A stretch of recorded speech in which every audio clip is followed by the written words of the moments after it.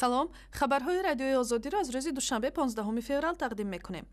Комиссияи марказии интихобот ва райпурсии Тоҷикистон мегӯяд, ки барои баргузории ҳамапурсӣ барои тағйирот дар қонуни асосии кишвар, ки рӯзи 22 май баргузор мешавад, 68 ҳавзаи интихоботиро омода мекунад.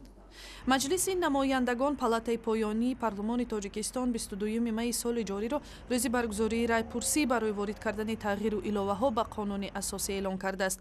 дар иҷлоси рӯзи 15 феврал вакилони мардумӣ се узви нави комиссияи марказии интихобот ва райпурсиро интихоб карданд. имрӯз мо се нафарро раиси шӯрои адлия Дустмурод Муродзода, ректори донишгоҳи омӯзгории Душанбе Носирҷон Салимӣ ва бандаро ба ҳайси аъзои комиссияи марказии интихобот ва райпурсии ҷумҳурии Тоҷикистон тасдиқ карданд.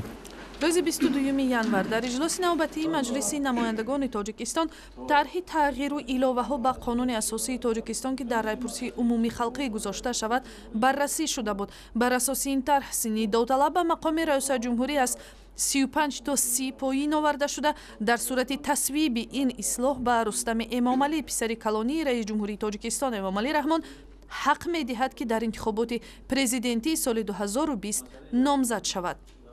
ин тағйиру иловаҳо ба худи Эмомалӣ Раҳмон ба ҳайси пешвои миллат ҳам ҳақ медиҳад, ки бидуни маҳдудият дар интихоботҳои навбатии президентӣ иштирок кунад.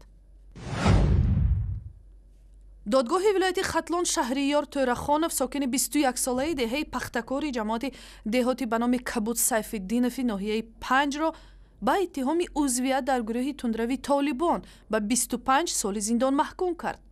Сайфиддин Муҳиддинзода, муовини раиси додгоҳи вилояти Хатлон ва додраси ин парванда, рӯзи 15 феврал ба радиои Озодӣ гуфт, ки ҳукми Шаҳриёр Тӯрахонов ҳафтаи гузашта содир шуд.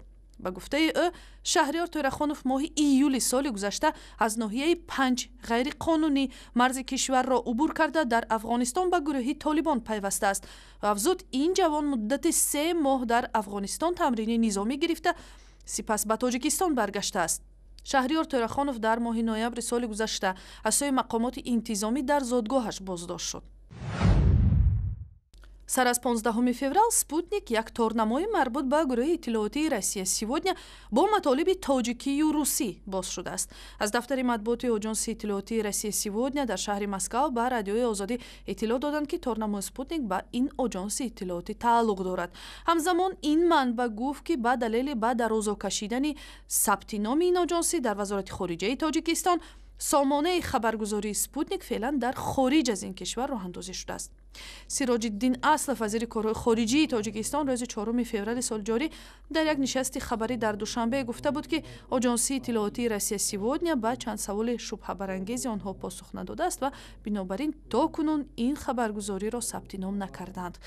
оҷонсии байналмилалии иттилоотии Россия сегодня корхонаи воҳиди давлатии федералӣ аст, ки аз сӯи Владимир Путин дар заминаи оҷонсии РИА Новости ва радиои Голос России ба хотири таблиғи сиёсати давлатии Русия дар хориҷ моҳи декабри соли 2013 ташкил шуд.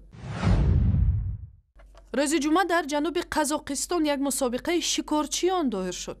дар канори деҳаи Сугате 45 шикорчии саросари Қазоқистон малакаи худ ва уқобҳои тиллоӣ дар шикори рӯбоҳ ва дигар ҳайвонҳоро намоиш доданд.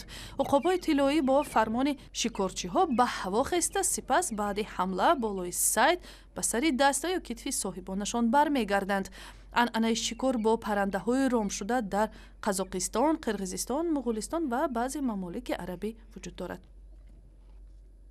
ва видео ва ахбори бештар аз инро дар сомонаи Озодӣ ва саҳифаҳои радиои Озодӣ дар шабакаҳои иҷтимоии Facebook, Одноклассники ва Twitter пайдо кунед.